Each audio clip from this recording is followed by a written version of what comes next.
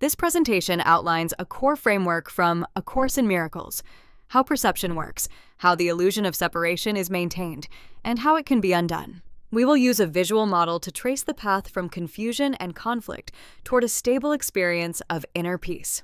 We appear to face many problems: sickness, anxiety, conflict, financial loss, loneliness. The Course explains these are variations of one underlying error: the belief we are separate from God. When we address this single root cause, we no longer need thousands of different solutions.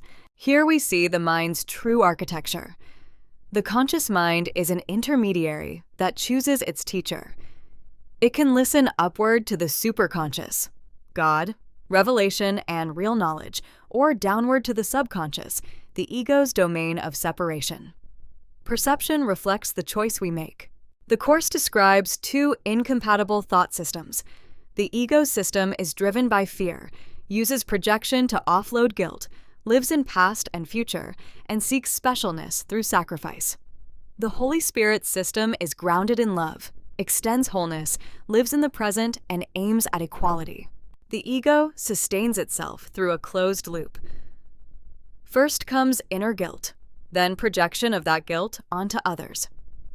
Next, we attack those we have judged, and finally, the attack seems to prove our separation, generating more guilt. Without intervention, this cycle of suffering repeats endlessly. To reinforce separation, the ego leans on two major defenses: the body and time. The body is treated as a fence that keeps minds apart and restricts real communication. Time chains past grievances to imagined future threats, ensuring that guilt and fear appear permanent and inescapable. Atonement, in Course terms, is not payment for sin, but the recognition that separation never truly occurred. It is the one defense that cannot be misused, because it protects only the real self. By accepting atonement, we step off the ego cycle and awaken to our shared innocence. A miracle is a shift in perception that refracts illusion into truth. It interrupts ordinary time, correcting distorted judgment and fear.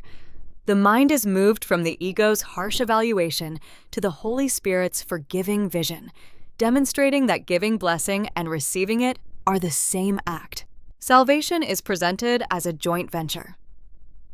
How we see another is how we will experience ourselves. Each interaction becomes a classroom. We either imprison others with judgment, serving the ego, or free them with empathy, witnessing for Christ. We reach the kingdom only by going together. The ego uses special relationships to prove love is scarce and exclusive, seeking to fill an inner lack through sacrifice and guilt.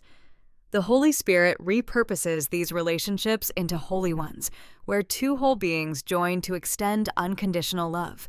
The same form becomes a new classroom.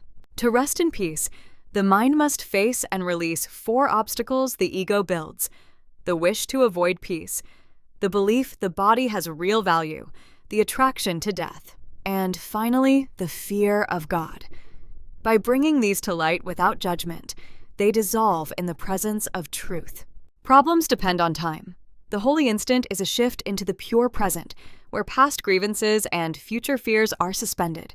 In this state, the basis for exclusion disappears. Only God, innocence, and complete release remain, allowing us to experience a timeless solution. Healing follows consistent mental laws. Ideas never leave their source, so what we extend to others, we strengthen in ourselves. To truly have love, we must give it. To learn peace, we must teach it. Vigilance means investing our attention only in God and His kingdom, not in illusions. Ultimately, we choose between 2 teachers. The ego says, "Seek and do not find," keeping us restless and unsatisfied. The Holy Spirit says, "Ask and it is given," affirming that we are the loving work of God. Our task is to accept this view of ourselves and let it guide every decision.